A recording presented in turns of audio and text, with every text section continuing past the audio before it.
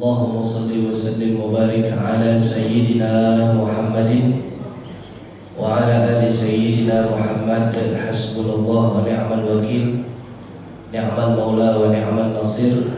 Jazallahu anna sayyidana Muhammadan sallallahu alaihi wasallam ma huwa ahluh. Assalamualaikum warahmatullahi wabarakatuh. Alhamdulillah wassalatu wassalamu ala rasulillah ma ba'du. Puji syukur kepada Allah, salawat kepada baginda Nabi Muhammad sallallahu alaihi wasallam. Bapak Ibu yang dirahmati oleh Allah Subhanahu wa taala, sebelum memulai kajian, mari sama-sama kita memohon kepada Allah dengan wasilah satu ayat iyyaka na'budu wa iyyaka nasta'in. Kita mohon kepada Allah semoga yang hadir pada subuh kali ini Allah sehatkan badannya, Allah kabulkan hajatnya, Allah lunasi hutang-hutangnya, Allah jauhkan dari musibah dan bala. Ala hadhihi niyah wa ala kulli niyatin salihah. Al-Fatihah. A'udzu billahi minasyaitonir rajim. Bismillahirrahmanirrahim. Alhamdulillahi rabbil alamin arrahmanir rahim maliki yaumiddin. Iyyaka na'budu wa iyyaka nasta'in ihdinas siratal mustaqim shiratal ladzina an'amta 'alaihim ghairil maghdubi 'alaihim waladdallin. Bapak Ibu yang dirahmati oleh Allah Subhanahu wa taala, alhamdulillah pertemuan kita hari ini setelah berjeda 6 bulan lebih, Ustaz. Pertanyaannya, apa pembahasan kita 6 bulan yang lalu? Pas berbarengan Ustaz Adi paginya, yang kemarin aja lupa lagi bulan lalu. Tapi ya tidak apa-apa, kalau Bapak Ibu tidak lupa, artinya Bapak Ibu bukan manusia. Lupa itu musibah atau rahmat? Lupa musibah atau rahmat? Rahmat Allah. Coba kalau nggak pernah lupa, Pak, 15 tahun Bapak bermasalah sama siapa, masih ingat sampai sekarang? 15 tahun berantem sama siapa, masih ingat sampai sekarang? Karena dilupakan oleh Allah masalah kita tahunan yang lalu, sekarang tidak ingat. Berarti lupa itu rahmat. Tapi jangan sampai sama istri lupa, Pak. Istri orang ingat, istri sendiri itu jangan sampai. Bapak Ibu yang dirahmati oleh Allah Subhanahu wa taala, 6 bulan yang lalu kita bahas 3 poin. Saya soalnya masih ada catatan. Saya apa yang saya sampaikan, di mana saya menyampaikan, itu saya tulis tanggal. Tanggal, tempatnya di mana, jam berapa. Jadi kalau ngajar di situ lagi, saya bisa mengulangnya. 6 bulan yang lalu kita bahas 3 poin. Yang pertama, 3 ini ciri-ciri orang yang beruntung, Pak, dunia dan akhirat. Siapa yang pertama? Yang pertama, sebelum masuk yang pertama saya tanya dulu. Mana nikmat paling tinggi, Pak? Duit banyak, badan sehat. Ada batu. Satu-satu. Disuruh milih mau badan sehat apa duit banyak?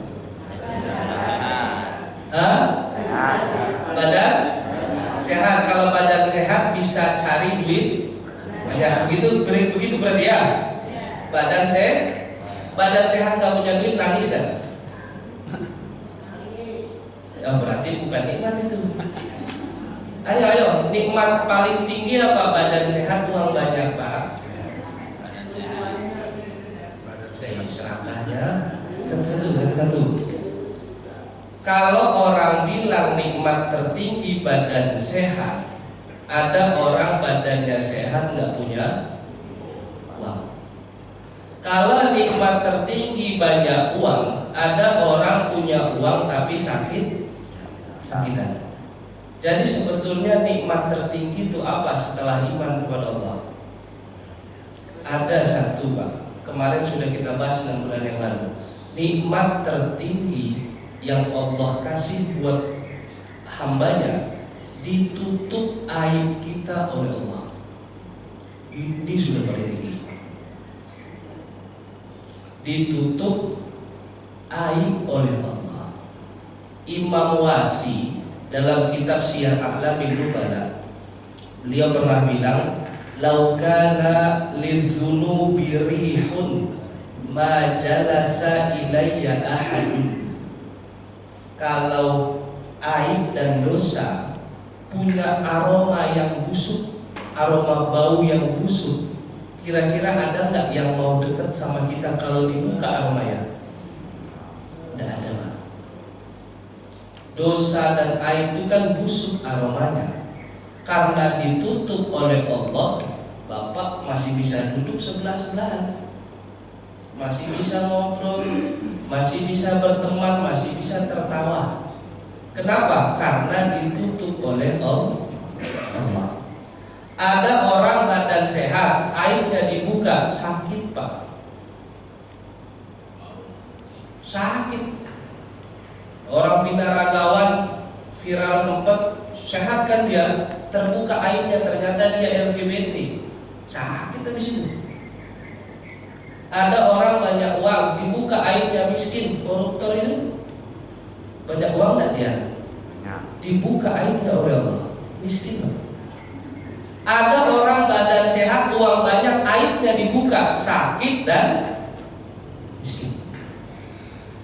Artinya nikmat tertinggi setelah iman adalah ditutup aib kita oleh Allah.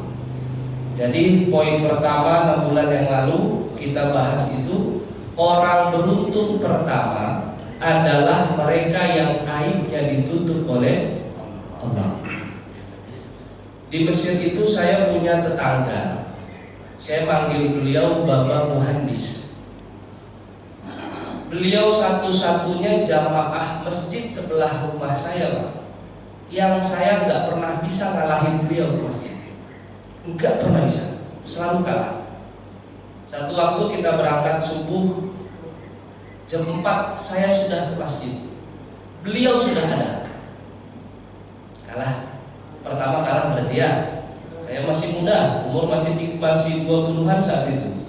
Berangkat ke masjid, beliau sudah ada. Besoknya saya nggak mau kalah, setengah 4 berangkat. Paling beliau belum sampai masjid. Setengah 4 saya masuk masjid, beliau sudah ada.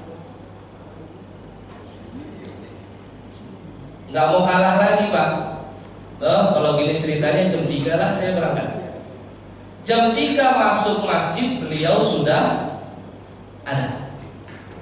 Terus mundur sampai akhirnya saya tidak tidur. Kita kan, saya talaki saya di Mesir itu selesai jam 12, jam 1 baru selesai. Akhirnya kita tidak tidur. Sudah jam 2 saya harus ada di masjid. Bila perlu saya yang buka pintu masjid. Datang ke sana, pintu sudah dibuka. Beliau sudah ada di masjid. Akhirnya hati ini penasaran, beliau jam berapa ke masjid? Jam 1 beliau sudah buka pintu masjid. Baba Muhandis saya manggil. Ajaibnya lagi, Pak, ini beliau setiap kali sholat doanya cuma satu yang terdengar di kuping saya.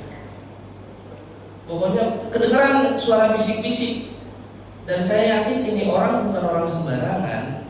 Jam 1 istiqomah ke masjid, tidak pernah. Selama saya 5 tahun tinggal di wilayah itu, tidak pernah saya lihat dia nggak ke masjid subuh. Jam 1 datang. Ketika masuk ke sana, sholat, dengar bisik-bisik doa dia. Pertama dengar bisik-bisik, hati penasaran, saya maju, pengen nguping apa yang beliau minta ke Allah. Ternyata doanya cuma satu, Allahumma asturna ya. Kadang usturna ya Rabb. Usturna itu ternyata doa minta ditutup aib oleh Allah. Ustur, catat karena mau. Ini bisa dipakai. Karena saya sudah ngobrol sama Bapak Muhan di sini. Usturna atau Allahumma astur juga boleh. Ustur itu artinya tutup, hijabkan aib saya dari mata pandangan orang. Ketika tahu doanya itu, jawaban Bapak Muhaddis sederhana, ya Muhammad min a'zami ni'amillahi sitra. Ya Muhammad, nikmat Allah setelah iman yang paling agung sitra. Apa arti sitra? Ditutup aib kita oleh Allah. Makanya Nabi Muhammad itu pernah bersabda, man satara musliman satarallahu fid dunya wal akhirah. Siapa yang senang menutup aib sesama muslim, Allah senang tutup aib dia dunia dan akhirat. Pertanyaannya ibu-ibu kalau belanja ke tukang sayur pagi, biasanya beli sayur doang atau ngobrol sama teman di sana? Beli sayur doang, habis itu pulang ke gosip. Insya Allah jamaah An-Nur pulang ya. Saya ini sama istri kan belanja ganti-gantian. Kalau saya nggak ngajar, saya yang ke tukang sayur. Kalau istri nggak ngajar, dia yang ke tukang sayur. Satu waktu giliran saya ke tukang sayur. Ke tukang sayur habis kajian subuh nih selesai, saya berangkat ke tukang sayur, berarti jam 6 lewat. Belanja di sayur, saya pulang. Siap-siap, istri masak, saya siap-siap mandi, setrika baju, siap-siap mau berangkat lagi setengah 8. Dari jam 6 lewat sampai setengah 8, emak-emak yang ketemu saya dari jam 6 setengah 8 masih di sana. Pertanyaannya, tuh emak-emak beli sayur atau sih? Disitulah kadang dikhawatirkan jadi momen kita buka aib orang lain. Yang repot itu, Allah sudah tutup kita punya aib.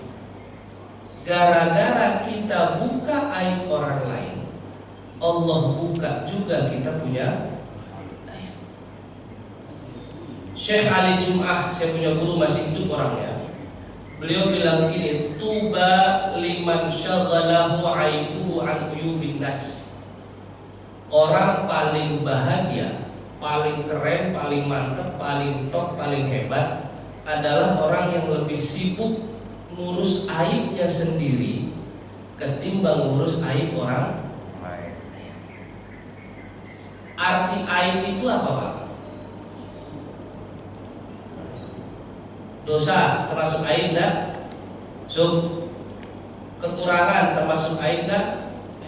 Masuk. Sifat buruk orang termasuk aib enggak? Termasuk. Diam.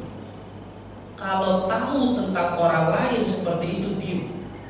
Bahkan kalau orang itu melakukan dosa, yang dosa itu harus diputuskan oleh pengadilan, saat itulah kita baru boleh buka aibnya.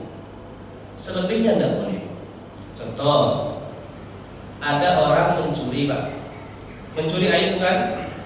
Aib. Ketika ada orang ingin menyelesaikan butuh saksi, maka saksi ini harus buka aibnya lah.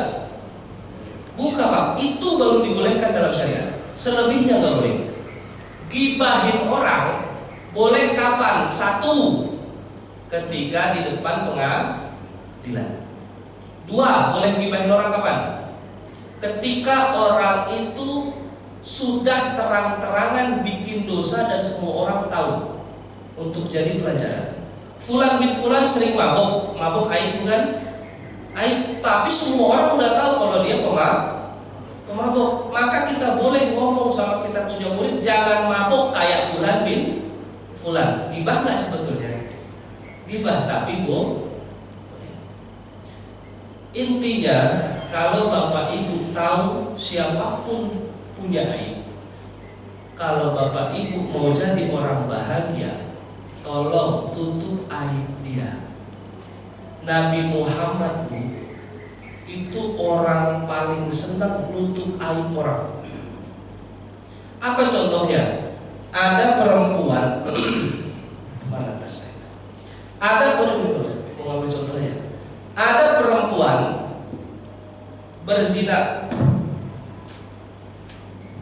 Ada perempuan berzina, kemudian hamil. Di Islam kalau sudah menikah zina, apa hukumnya?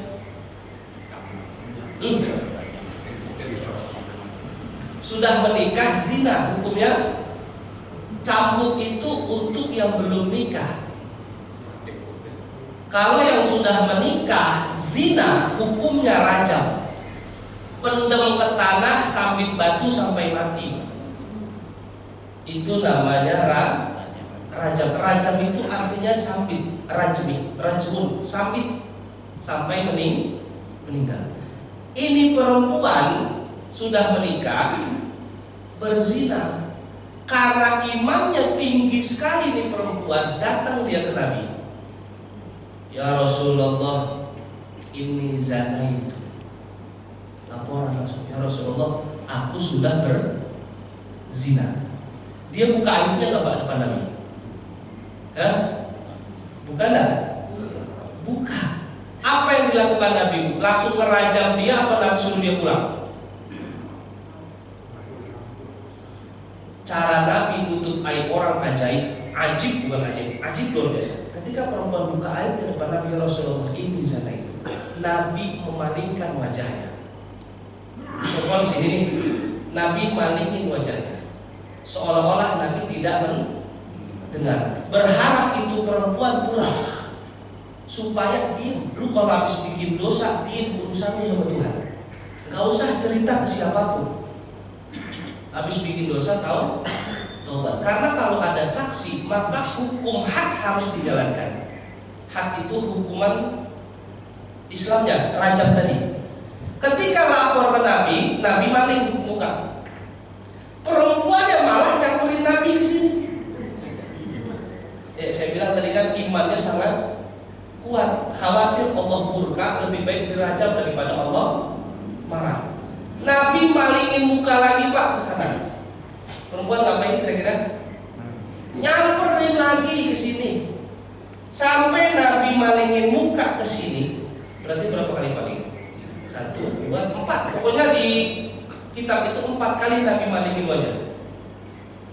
Perempuan itu tetap kekeh mau ngomong, ya Rasulullah, aku sudah berzina. Lagi-lagi cara Nabi untuk menutup aib orang, tidak langsung dihukum tuh perempuan. Apa Nabi bilang? Kamu kan habis berzina sedang hamil. Sekarang kamu pulang. Tunggu dulu anak mula lahir, baru nanti kamu akan kena had, dirajam. Perempuan ini pulang 9 bulan. Anaknya baru brojol. Ini perempuan datang lagi ke Nabi. Ya Rasulullah, ini zina itu.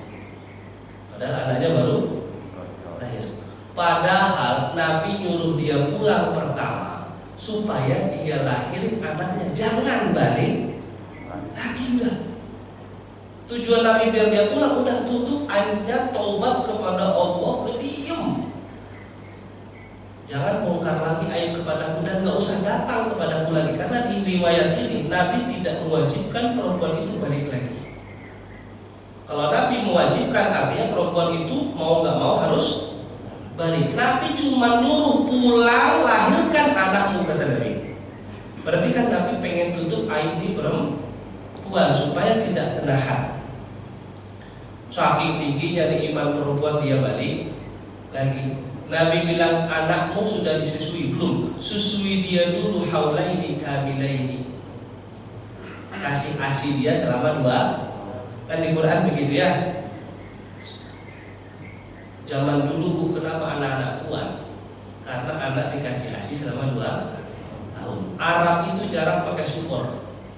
ASI 2 tahun. Rasul pengen ibu ini kasih ASI ke anaknya selama 2 tahun. Tujuan Rasul apa? Biar kagak balik lagi ngurusin anak. Siapa tahu karena anak sudah besar, dia nggak mau ninggalin anaknya untuk dirajam, dia sudah bertobat sama Allah, sudah tidak mengulangi dosa itu lagi.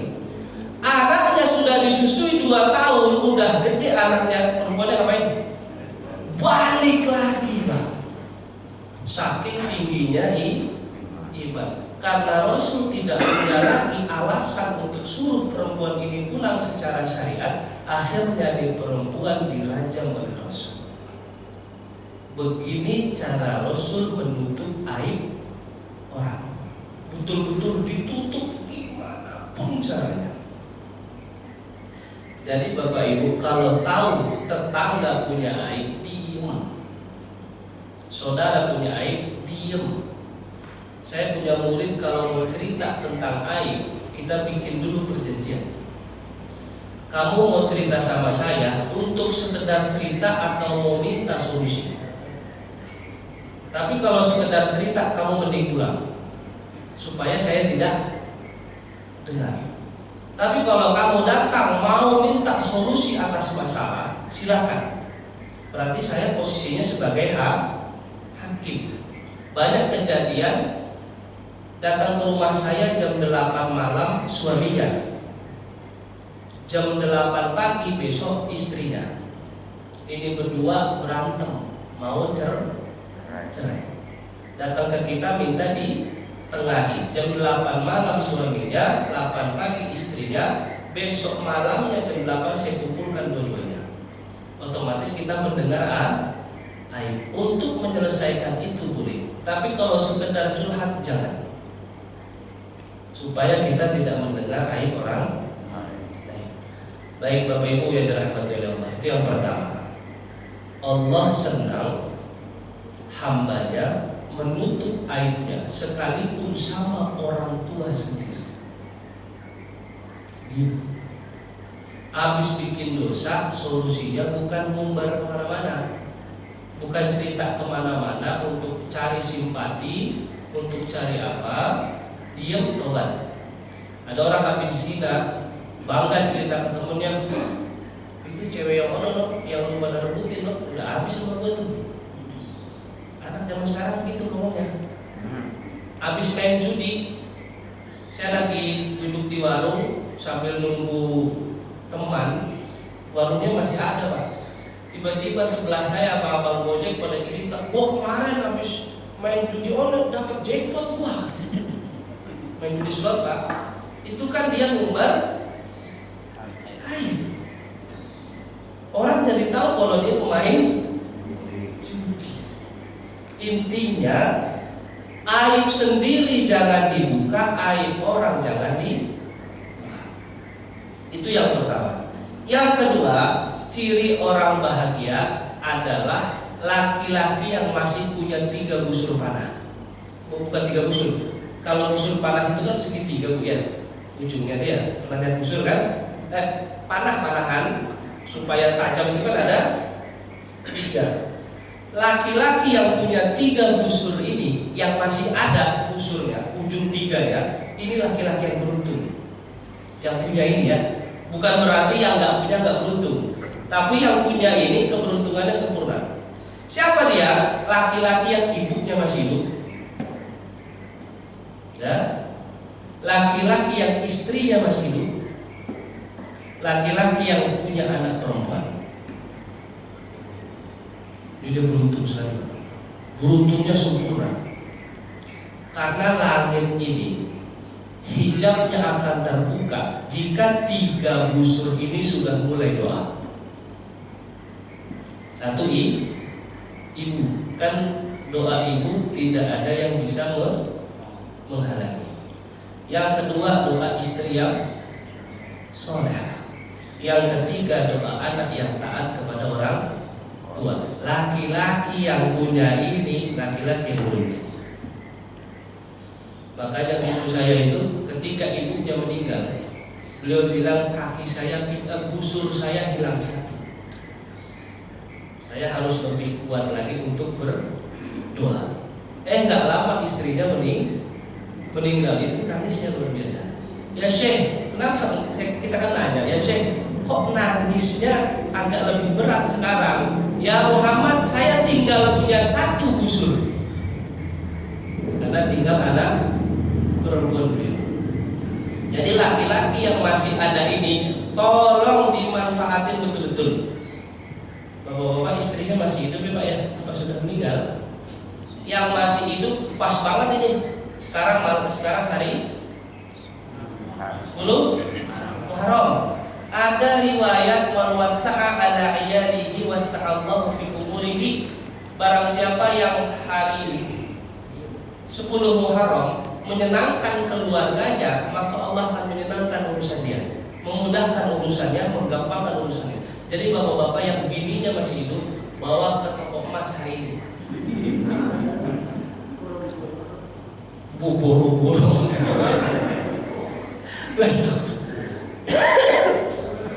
Enggak usah ke toko emas dah, bawa kemana aja, bikin istri senang, anak senang, belajarin baju ke. Ustaz, saya nggak punya duit, punyanya berapa? Itu yang punyanya itu senangkan istri, atau kalau punya anak perempuan senangkan anak perempuan. Jadi yang kedua, 6 bulan kemarin orang yang beruntung itu adalah laki-laki yang ibunya masih hidup, istrinya masih hidup, anak perempuan yang masih hidup. Bapak kalau buka sejarah ulama Pak, semua ulama itu sukses, jadi dan hebat itu jarang dari tangan bapaknya, pasti dari tangan. Kita ambil contoh Imam Syafi'i. Imam Syafi'i yang bikin beliau mantap banget, pulang dari Baghdad ke Mekah bawa kitab Al-Um. Siapa yang bikin Imam Syafi'i begitu? Ibunya. Imam Syafi'i belajar di Mekah, gurunya habis ilmunya. Berangkat Imam Syafi'i ke Madinah, ketemu Imam Malik, pendiri mazhab Malikiyah. Imam Malik ilmunya habis, Imam Syafi'i berangkat ke Baghdad. Di Baghdad Imam Syafi'i belajar hingga akhirnya jadi guru di Baghdad. Pas jadi guru di Baghdad, Imam Syafi'i punya murid. Muridnya berangkat ke Mekah, muridnya ceramah di Mekah. Muridnya siapa? Imam Syafi'i. Ketika muridnya ceramah, muridnya ngomong, telah berkata guruku Muhammad bin Idris Asy-Syafi'i. Muridnya ngomong begitu. Ibunya Imam Syafi'i dengar nama itu kaget. Muhammad bin Idris Asy-Syafi'i itu anak saya.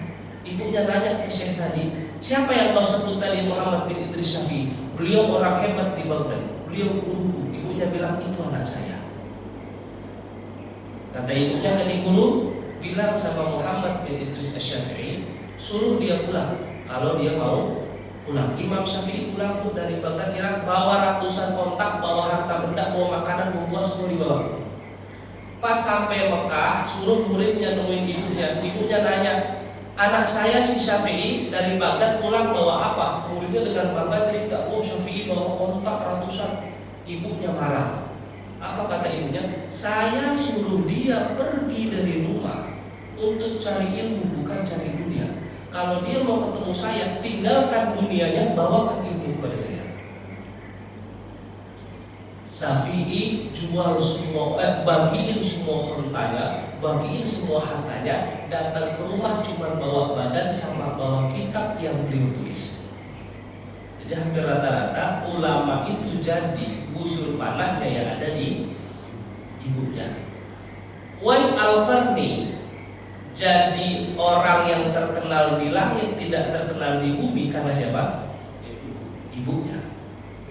Hadis Nabi yang kita disuruh menghormati 3 kali baru bapak siapa? Ibu. Jadi yang masih punya ibu, istri, anak perempuan, karena 3 ini akan jadi ibu juga nanti. Istri jadi ibu dari anaknya, anak perempuan jadi ibu nanti dari anaknya. Nah busur inilah yang masih punya 3 ini laki-laki yang beruntung.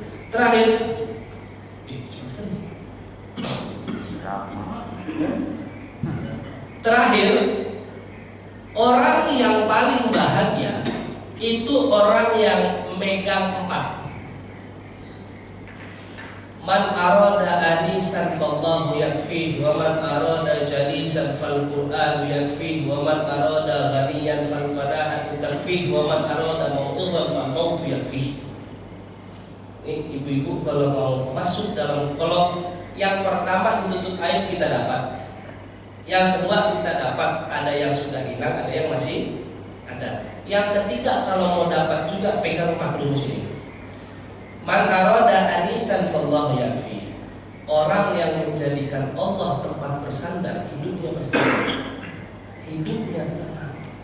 Bapak pernah lihat apa? Ada orang miskin, tertawa paling jujur, juaranya orang miskin. Sepakat ya Pak? Tertawa yang sangat jujur dan lepas. Yang kalau ada kontes, orang kaya, orang miskin, pengusaha, orang main kripto, orang punya saham, suruh lomba ketawa. Yang paling jujur tertawanya orang miskin. Tidak punya beban yang difikirkan, Pak. Jujur sekali tertawanya. Yang kedua, orang miskin, orang yang paling gak mikir untuk bantuin orang padahal dia miskin. Mau saya kasih contoh, tetangga saya nih Pak. Tetangga saya ekonominya susah, punya duit 100.000. Di malam itu jam 1:30, dia cuma punya duit 100.000. 1:30 diketok mendadak sama tetangganya, butuh duit buat beli obat, anaknya demam. Angka duit yang disebut oleh tetangganya itu 50.000 rupiah. Pertanyaannya, 100.000 dikurang 50.000 berapa persen duitnya habis ini?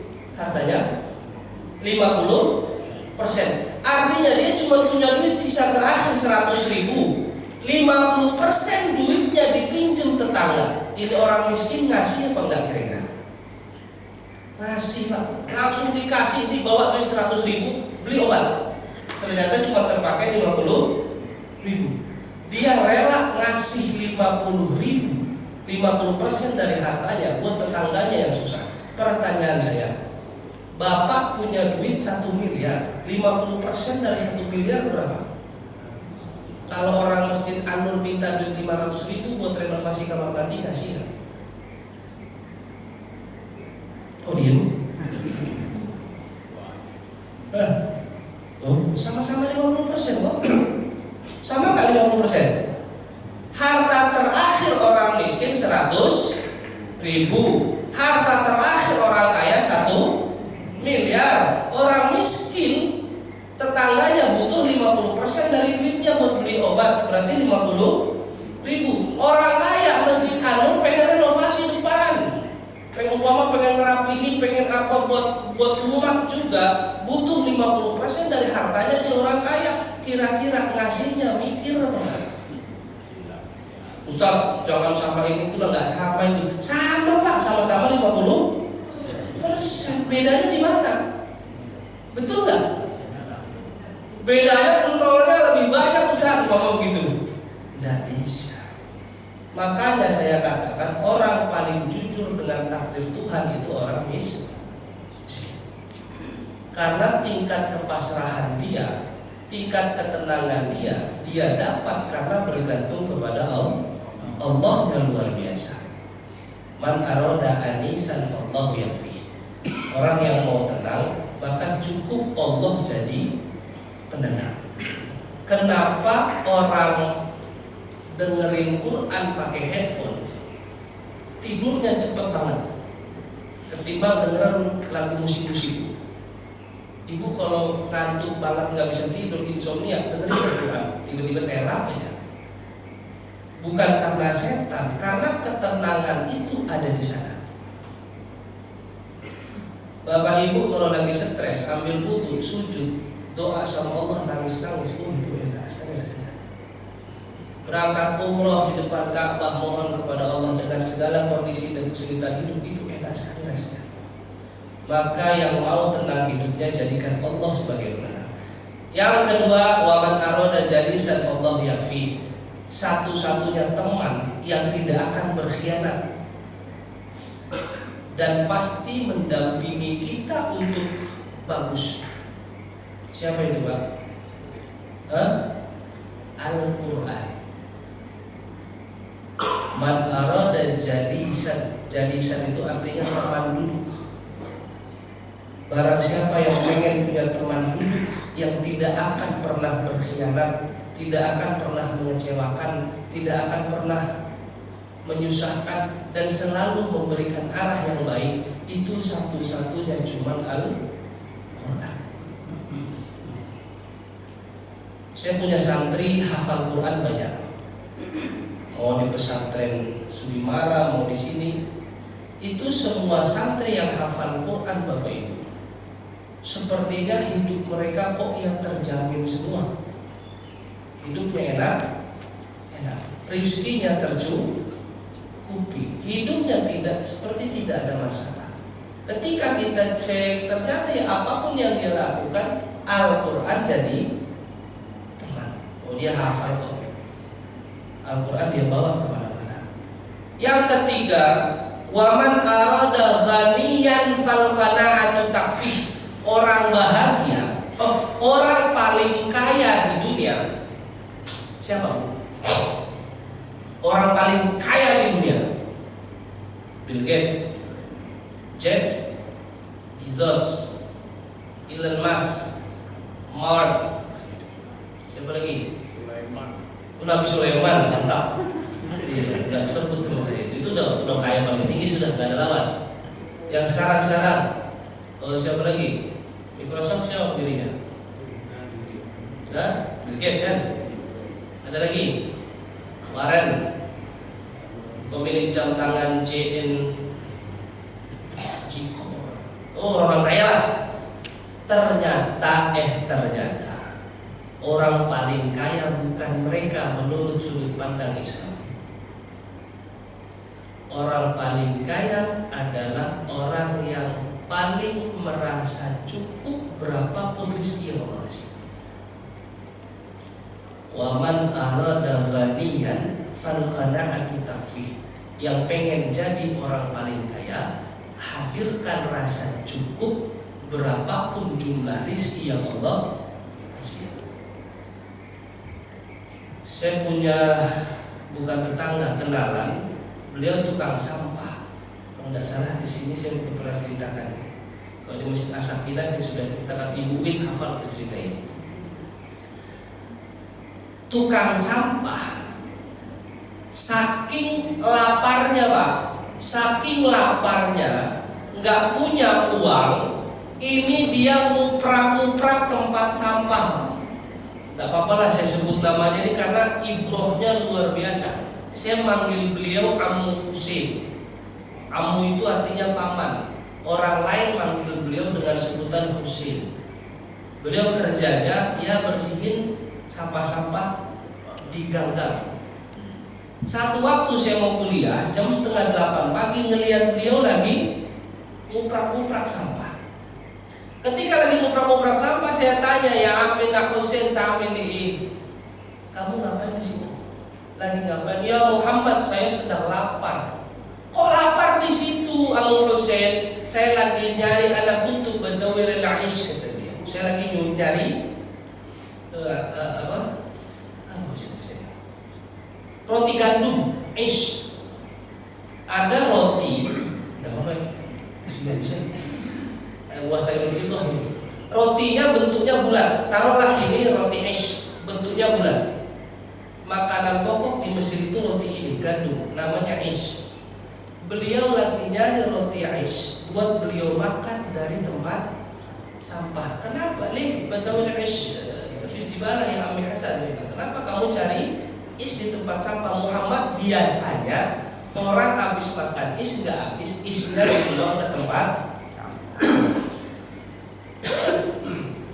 Saya namanya mahasiswa kan duit nggak banyak ya. Cek kantong dah, cek duit sisa berapa. Saya megang duit 5 pon saat itu. 5 pon Mesir itu sekitar 5.000 rupiah dari kita. Kalau hitungan makan sekedar cukup dan kenyang, bisa itu 5 pon saya makan berdua dengan Ammu Hasan tadi, Paman Hasan. Saya bilang, ya Amil Hasan, jangan mau sampah. Ayo, saya ada uang 5 gini pon, ayo kita beli makan. Itu 5 pon bisa dapat is 2. Kemudian bisa dapat ada makanan kecil namanya tokmiyah 2. Berarti kira-kira kenyang kan ya? Bisa lah makan. Pas saya ajak beliau makan beli is tadi, beliau nemu is, dia kan lagi ngobrak-ngobrak sampah. Isnya ketemu di tempat sampah. Lihat cara dia merasa cukup dengan rezeki yang Allah kasih sekalipun dari tempat sampah. Isnya tuh Pak, kayak gini Pak, taruhlah ini bulat. Isnya tuh udah sobek, udah bekas gigitan orang, udah beruang, isnya udah gak rapi. Dapat is itu, alhamdulillahnya 3 kali ulang-ulang dia cium ke mulut, taruh di jidat. Saya lihat jelas banget Pak. Dapat is ini dia gini, alhamdulillah, alhamdulillah, alhamdulillah. Barang dari sampah. Kita yang makan tidak dari sampah pernah ngelakuin ini Pak? Ustaz, kan gak mungkin gulai saya cium. Bukan begitu maksudnya. Ucap alhamdulillahnya sejujur itu, sedalam dan secanggih itu. Padahal ini makanan dari tempat sampah. Makanya jelas kalimat tadi, man arada ghaniyan fal qana'atu takfih. Kalau pengen jadi orang paling kaya, maka cara paling real adalah merasa cukup seberapapun yang Allah kasih. Ibu, saya tanya, suami ngasih ibu sebulan 150.000, ngambek apa redo? Ngambek. Ngambek apa marah? Kalau redo berarti ibu orang paling kaya. Ustaz kan gak cukup. Siapa yang punya ukuran cukup tidak cukup? Kalau bukan standar cara kita berpikir. Sedangkan rezeki aturannya dari Allah, orang tidak akan dicabut nyawanya sebelum lengkap jatah rezekinya Allah kasih. Dah, itu yang ketiga. Yang keempat,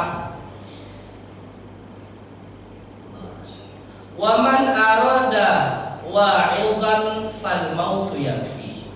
Kalau bapak ibu pengen dapat ilmu yang paling mantap di dunia ini, ilmu yang paling mantap bisa kita pakai dunia dan akhirat, sering-sering lihat kematian orang.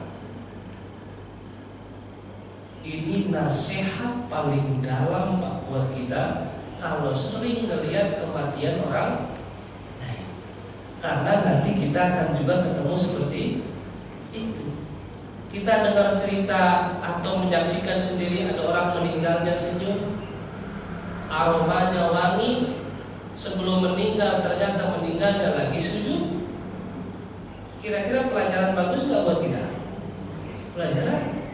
Kita ngelihat orang lagi di diskotik, lagi dugem, lagi megang Jose Cuervo minuman itu, kemudian dia oleh meninggal. Jadi pelajaran itu. Jadi pelajaran. Ada orang menghina orang tuanya karena nggak dibeliin motor. Kamu orang tua miskin, kata dia. Itu anak yang ngomong gitu ke orang tuanya gak lama meninggal, mati di tempat. Itu jadi pelajaran kan? Jadi pelajaran. Maka ilmu yang paling paten, yang bisa kita ambil paling bagus di dunia, itu adalah melihat kematian orang. Baik Bapak Ibu yang dirahmati oleh Allah Subhanahu Wa Taala, sebetulnya saya nyiapin materinya bukan ini. Kita udah siapin materi nih, 3 golongan manusia akhir zaman. Tapi ya, insya Allah kapan-kapan lah ya. Pengulangan kemarin, jangan lupa berarti ya. Nanti kalau kita ketemu lagi jangan nggak usah diulang lama-lama. Ya, yang pertama intinya, orang yang paling bahagia orang yang ditutup aibnya oleh Allah. Artinya kalau kita sudah ditutup, jangan gampang buka aib orang. Yang kedua, orang paling bahagia siapa mereka? Laki-laki yang ibunya masih ada, istrinya masih ada, dan punya anak perempuan. Yang ketiga, di sini ada yang belum nikah. Abang sudah nikah? Sudah. Ada yang belum nikah? Atau ada yang mau nikah lagi? Tapi yang muda jarang.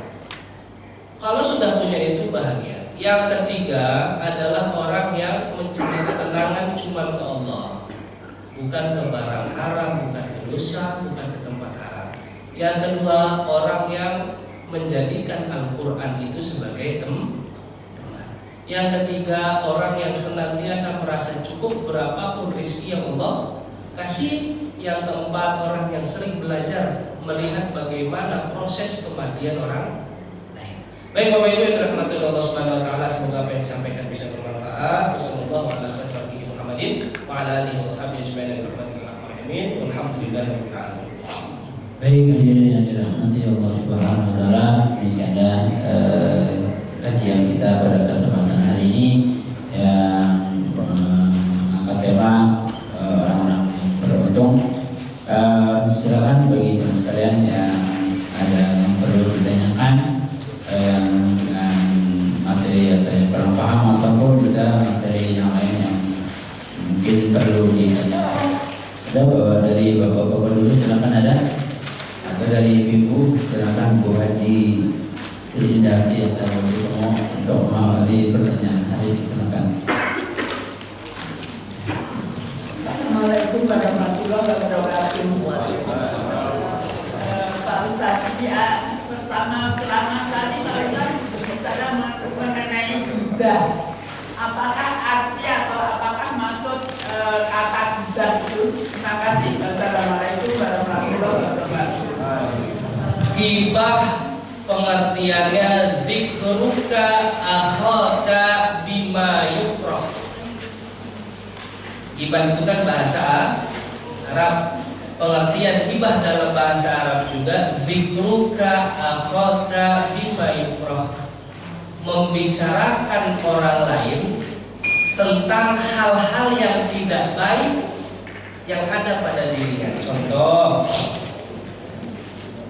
Fulan bin Fulan, dia sering nyolong sendal orang di masjid. Itu hal baik atau tidak sama dia, Bu? Tidak baik. Tiba-tiba kita tahu dia sering nyolong, kita omongin dia ke orang yang lain. Itu namanya ghibah. Atau orang ini punya penyakit. Penyakitnya itu borok di dalam perut. Punya sakit boroknya tuh parah. Tiba-tiba kita ngomongin dia ke orang-orang, jangan dulu sama dia, di badannya ada sakit borok. Jangan di sono dia penyakit borok. Atau ada orang punya penyakit ayan, kita ngomongin ayan dia ke orang lain. Nah, itu namanya ghibah. Intinya ngomongin kejelekan orang. Itu arti dari ghibah. Ada lagi? Silakan. Ada yang lain dari bapak-bapak? Ada sedikit tanyakan, silakan.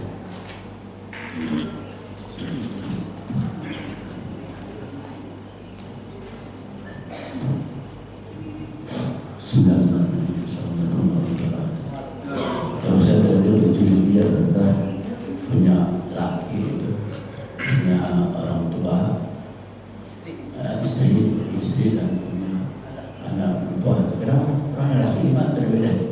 Kalau perempuan kesimpulannya apa perempuan sama aja besar.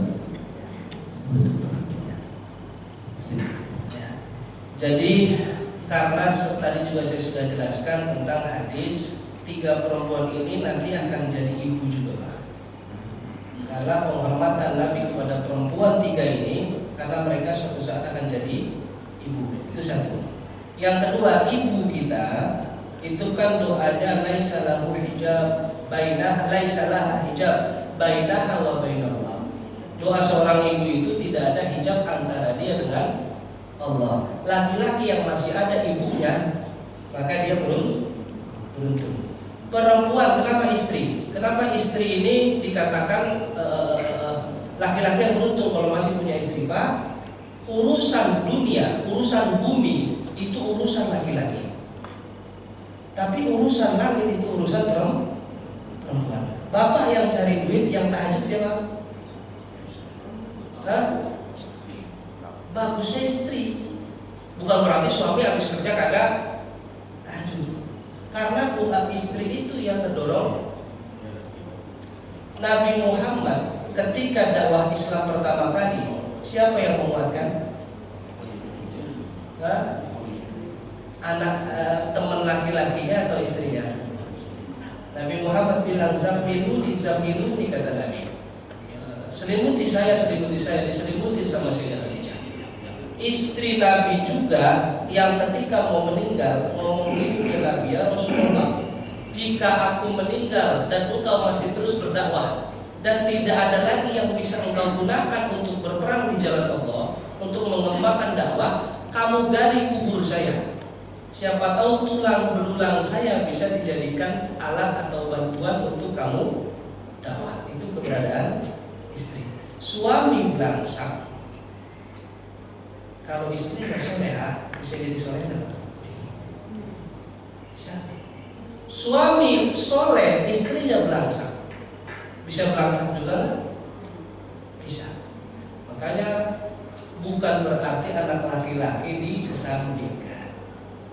Yang cukup beruntung kalau punya 3. Kalau nggak punya beruntung juga dah. Ya beruntung juga masih punya anak. Yang nggak beruntung siapa?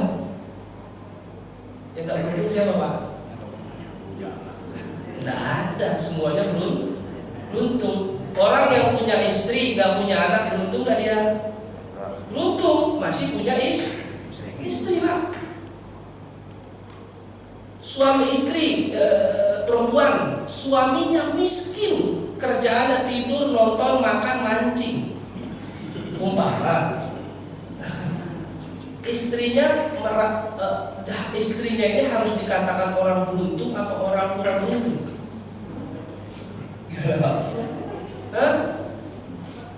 Seorang ibu nih, bukan ibu-ibu di sini ya. Ada ibu punya suami, tidur, makan, nongkrong, ngerokok, nonton, scroll TikTok, ujung-ujungnya mancing. Kerja kada apa kada, ibu termasuk beruntung atau enggak? Harus yakin beruntung. Kenapa beruntung? Saya punya murid ngaji, Bu, umur perempuan itu sekarang 54 tahun. Dia ngomong sama saya, Ustaz, kalau ada laki-laki yang mau nikah sama saya, Ustaz Reto, dan dia soleh, saya terima Ustaz, sekalipun dia pengangguran, kata perempuan. Jadi ibu punya istri suami pengangguran, jangan marah. Karena pengangguran ini dicari sama perempuan yang belum nikah. Jadi kondisi tadi intinya adalah anak laki-laki bukan berarti dikesampingkan. Cuma kita akan sangat beruntung kalau masih ada 3. Jika 3 ini masih ada, tolong dimanfaatkan sebaik-baiknya. Masih ada ibu, manfaatkan. Bahkan saya punya teman, Bu, tingkahnya ini aneh sama ibunya. Ibunya sering dipaksa baca doa dengan apa yang jadi kebiasaan anaknya. Teman saya ini perokok kuat sekali merokoknya. Saya main ke rumahnya. Ketika main ke rumahnya, ibunya bilang, ada saya. Nah, kurang-kurangin lah rokok. Kata anaknya, Bu, teman saya Mesir nih, dia ngerti dalil, Bu. Dia ngomong sama anak ibunya, Bu, tidak ada doa seorang ibu yang ditolak oleh Allah. Sekarang ibu duduk di sini, kata anaknya. Ngapain ibu duduk? Ibu duduk. Ibu ikutin omongan saya. Apa yang saya ikutin? Ya Allah, ibunya ngikutin lagi. Ya Allah, jadikan rokok yang dihisap anak saya obat. Dan saya nggak menafikan keajaiban yang tiba-tiba nih teman saya sakit dibawa ke rumah sakit, batuk. Kita udah rokok loh, daerah rokok loh.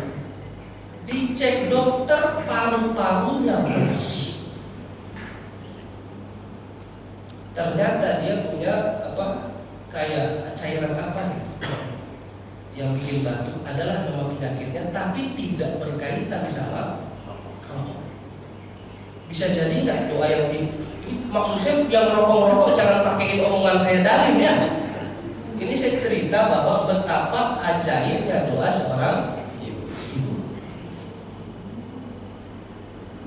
Zaman Nabi Musa Ada orang yang tinggal di dalam air, dalam laut, karena doa ibunya.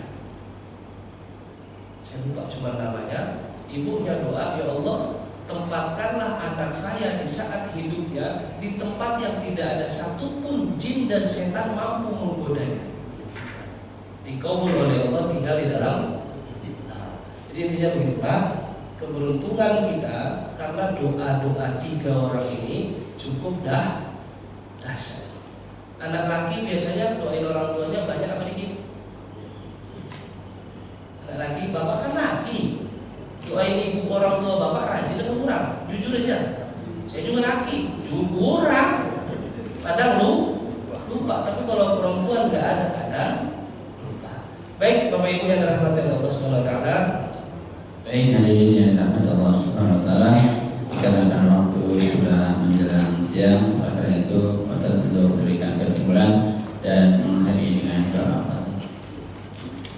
Bapak Ibu yang dirahmati Allah Subhanahu Wa Taala, intinya adalah siapapun jika ingin bahagia tetap bergantung kepada Allah, jangan tinggalkan Quran, ridho sekalipun Allah kasih kita rezeki kayaknya sedikit, dan belajarlah banyak-banyak dari orang yang sudah meninggal apapun kondisinya, dan memohon kepada Allah dengan kalimat 2 doa yang paling bagus yang bisa dibaca di akhir zaman. Yang pertama, Allahumma astur tadi, ya Allah tutuplah aib. Yang kedua, Allahumma khtimna bi husnil khatimah, ya Allah wafatkanlah kami dalam keadaan husnul khatimah. Wa sallallahu ala khalqihi Muhammadin wa ala alihi wa ashabihi ajma'in bi rahmatika arhamar rahimin. Allahumma salli ala bima 'allamtana wa khudhu ilaina inda hajatina ilaik. Ya Allah, kami titipkan apa yang telah Kau ajarkan kepada kami subuh kali ini, ya Allah. Kembalikanlah ilmu ini di saat kami membutuhkan, ya Allah. Allahumma astur uyubana ya arhamar rahimin. Allahumma astur uyubana ya sattar, waghfir dzunubana ya ghaffar, warzuqna ya razzaq, wa akrimna ya karim. Sallallahu ala khalqihi Muhammadin wa ala alihi wa sahbihi ajma'in bi rahmatika arhamar rahimin. Walhamdulillahi rabbil alamin. Wassalamualaikum warahmatullahi wabarakatuh. Waalaikumsalam warahmatullahi wabarakatuh. Terima kasih kepada Pak Ustaz, terima kasih kepada sekalian yang sudah mengikuti